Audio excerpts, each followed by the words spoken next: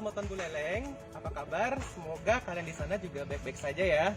Nah, sekarang saya sudah berada di Desa Kalibukbuk dan kalau tidak salah saya 10 bulan yang lalu sudah pernah datang ke sini. Jadi TPST ini namanya TPST Mesari yang ada di Desa Kalibukbuk dan TPST ini juga merupakan salah satu cara Desa Kalibukbuk untuk melakukan pengelolaan sampah dan bagaimana kegiatan mereka, bagaimana mereka melakukan pengelolaan sampah, terutama pemilahan sampah sehingga sampah di desa itu bisa terkelola dengan baik. Ayo ikutin saya gimana kegiatan kita di TPS Mesari sambil bertanya-tanya terkait dengan kegiatannya di TPS Mesari ini bersama dengan pengelolanya. Ayo.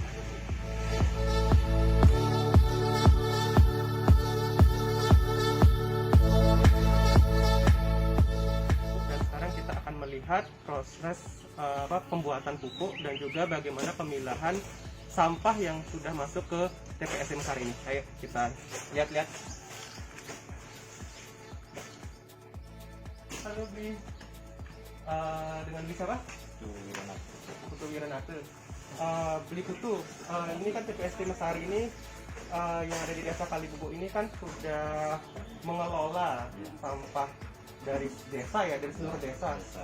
Desa Kalibukbuk itu ada 3 banjar ya, 3 banjar dinas. Ada Desa Telebuluh, Banyu Alit dan Kalibukbuk ya, Kalibukbuk. Berarti 3 banjar dinas itu semua sampahnya masuk sini ya, Bli ya. Nah kemudian Bli bisa ceritakan nggak kira-kira apa yang udah dilakukan di TPS Mesari ini terkait dengan sampah yang masuk dari 3 banjar dinas ini? Itu kan melakukan pemilahan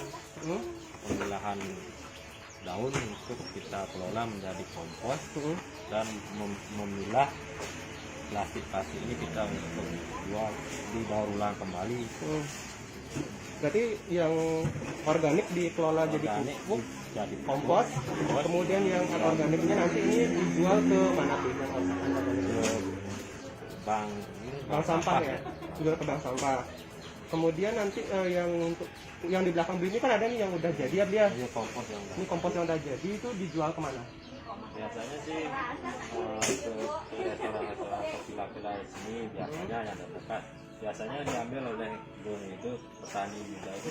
Oh, berarti pupuknya yang sudah jadi sebagian disalurkan ke hotel untuk yang membutuhkan atau ya. Kemudian juga ada juga yang pembeli dari petani muda keren langsung ya datang ke sini. Artinya kan dari pihak desanya sudah ini sebagai solusi dari desa yang tadinya setahu saya kurang lebih saya juga pernah datang ke sini Bli. Jadi 10 bulan yang lalu ini tuh bangunannya ini nggak karuan gitu loh. Artinya belum dikelola tapi bangunannya sudah ada dan setahu saya itu masih mangkrak gitu ya. Dan sekarang sudah bangkit lagi, sudah 10 bulan sudah mulai beroperasi sobat lingkungan. Jadi ini suatu apresiasi juga dan juga kemajuan buat Desa Kalibukbuk yang sudah melakukan pengelolaan sampah di Desa Kalibukbuk ini. Jadi kira-kira ini di masa pandemi ini kan masih masa pandemi ya. Kira-kira bagaimana sampah yang masuk ke desa ini, apakah berkurang atau gimana? Sampah sih tetap aja segitu aja sampah yang masuk. Tapi kalau masa normal mungkin lebih banyak. Sekarang kan masa pandemi restoran restoran tutup. Kalibukbuk ini kan juga banyak villa sama restorannya ya. Sementara mereka masih tutup, jadi sampahnya ya sedikit lah, paling sampah kebun aja. Oke.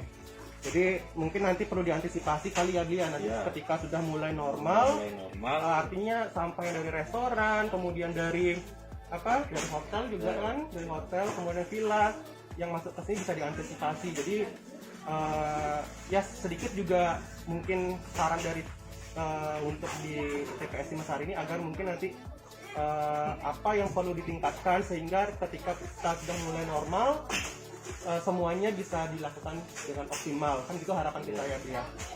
Kemudian kira-kira yang kita lihat di depan ini nih, dalam berapa sih yang dihasilkan kompos yang sekali TPS Mesari ini?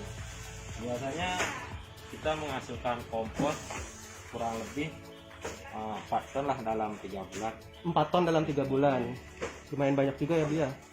Artinya bisa kita bayangkan sobat lingkungan, jadi kalau misalkan sampah organik ini Atabli tadi dalam 3 bulan sudah menghasilkan 4 ton kompos. Tadi bisa kita bayangkan kalau misalkan ini tidak dikelola, artinya sampah itu langsung masuk ke TPA Bengkale, dan setahu kita di TPA Bengkale itu sudah overload gitu loh. Artinya ketika setiap desa, artinya harapan kita setiap desa itu mampu pemilahan seperti ini, mengolahnya menjadi kompos. Artinya ada ratusan desa yang di Buleleng ini, jadi bisa mengurangi lah. Jadi harapan kita semua desa bisa mengelola sampahnya seperti desa Palibugo untuk mengurangi sampah yang masuk ke TPA Bengkale. Begitu sobat lingkungan. Nah, jadi apa sih harapan ke depan untuk desa Palibugo ini yang tadinya dia sudah bangkit kembali, dan apa yang perlu ditingkatkan lagi untuk kedepannya, dan apa harapan mungkin dari pengelola di sini? Harapannya sih agar masyarakat bisa memilah sampahnya di masing-masing rumah. Agar jadi kita bisa mengoptimalkan di sini. Jadi sampah untuk ke Bengkale kan lebih sedikit.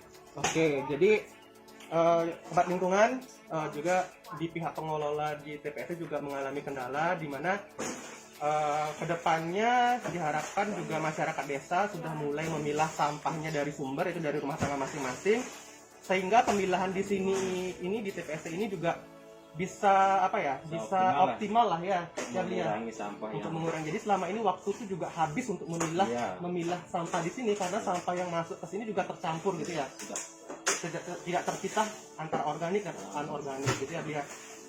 Oke, sobat lingkungan, begitu kita bisa bincang dengan Beli Putu ya. Nanti semoga TPS ini juga kedepannya mampu optimal.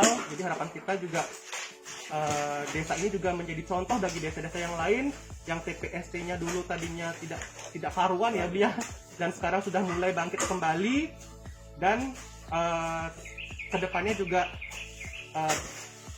pengelolaan sampah di sini bisa menjadi optimal, dan juga menjadi contoh bagi TPST lain yang tadinya mungkin kondisinya sama, artinya yang tadinya mangkrak gitu ya, tadinya tidak terkelola, sekarang sudah mulai bangkit lagi. Jadi desa tuh harus mulai semangat pemirsa, harus mulai semangat dan mengelola sampah dari desa masing-masing untuk mengurangi beban TPA Bengkale kita. Jadi sekian, terima kasih Beli Putu atas informasinya.